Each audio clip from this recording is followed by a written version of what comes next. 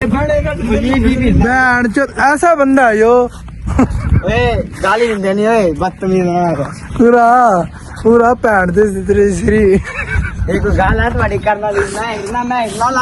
हिरना नाल लेके जाने मैनू हिरना लेके दो मैं नाल लेके तेनू हिरण देवांगे देवांगे तेनू हिरण बदतमीजी नहीं करनी मैं तेन दसी हिरण देवांगे तेनू लंबी संबी हिरण जो दो सिंह ने उसदे विच करांगे इन्हें तमीज है नहीं बिल्कुल ही तमीज है नहीं इतने है तो कोई भी कोई नहीं मैं कहा जी बंड मार नहीं सब मला मार तू बंड मार अरे घार भाई तू ही मार ली की है तेरा पल्लू मेरा नहीं आएगा मैं तुम्हारी मारूंगा बल्लू बल्लू तू ही मार ली बल्लू नहीं आज थोड़ा सा काम आज इन्हें आप मरवानी है की चल रहे हो पीरियड चल गया पीरियड चल रहे हैं ठीक हो गया हम भाई की कहता है भाई मैं ये कहना चाहता ये दोनों बंदे ने बदतमीज थे अच्छे थे अच्छा हाँ तो मैं तमीजदार है मैं नमाज पढ़नी है कुछ नहीं किया तुसी मेरा कुछ कर भी नहीं सकते ये लोग की कहने दी गल्लां ने मैनू ये कर दांगा ये कर की पै जो सानू कोई भी नहीं जानदा सारा इलाका साडा अपना आज ही सदीक ने तेरा की कीता सी वे बदतमीज नहीं कर तू मेरे उस्ताद दे बारे गल ना कर आज ही तो की नाम है सदीक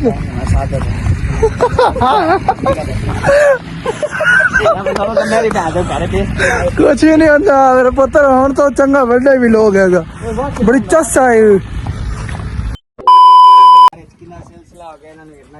अस्सलाम वालेकुम गाइस ये कौन सी पुल है भाई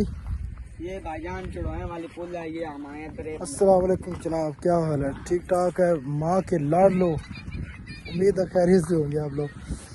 आज हम आए चढ़ाया कि पुल से थोड़ी सी दूर आए हैं बस वहाँ पर हमने हिरन लभी हिरने नजर आई हैं कुछ तो एक पिंजरा सा बना हुआ है 4 से 5 हिरने हैं उसके अंदर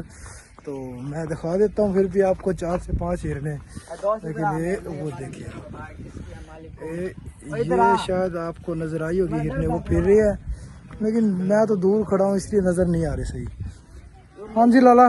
सुनाए फरमाए। तो हम यहाँ पे आए थे हिरने देखने ये हमारे पास अहमद भाई है इसने हमारे साथ चैलेंज किया था इन्होंने कहा था हिरन आपको दिखा के लेके आऊंगा यार तो हिरन इसके अंदर है अब मैं इसके अंदर पे जाने से रहा ऐसे हम चले जाएंगे मसला बन जाए ठीक है ना हिरने बॉडी हो आप देख सकते हैं मैं झूठ नहीं बोल रहा वो देखे वाकई बिल्कुल बिल्कुल मेरी बात है आप इधर शक्ल करें जी जी बिल्कुल इस जैसी हिरन है बिल्कुल नहीं पागल है तू यार। हाँ जी ओ हिरन आ गई हिरन नहीं है वो हिरन पिंजरा पाड़ के आगे इसने इसके अंदर सिंह दिया है जाले के अंदर करंट है लेकिन मुझे नहीं लगता क्योंकि मैं एक बहुत बड़ा जादूगर हूँ ठीक है तो ये जाली मुझे कुछ नहीं पकड़ सकती और ये मेरे डंगर है डंगर जिसको बोलते हैं भैंसे और वो भी इसकी शक्ल के है डंगर ये देखिए मैं आपको दिखाता हूँ ये देखिए ये डंगर फिर रहे मेरे मैं चरा रहा हूँ इनको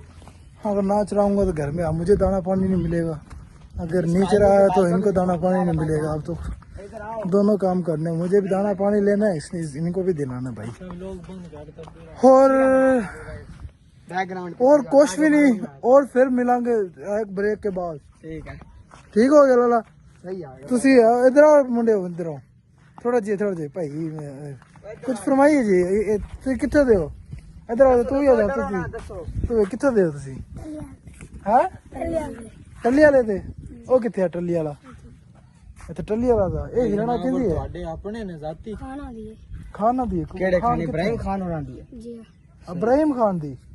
वो को आ गया सा को एक कपड़े यार एक सा को गोश्त चाहिए हिरन रेस भाई सिर्फ 4 हिरना फिर दी पई ऐसा खरीदना है हिरन बच्चा ही ते फिर आपको समझा कौन होंदे तो सा समझे होंदे अगर बंदे दी लोड होवे एक बंदा खड़े ही को संभाल हिरन कितने दिन बाद सूंदी है हैं मेरी गाल तो सोने था खेल के चला गया थोड़े को कितने डंगर है हाँ पता का है नहीं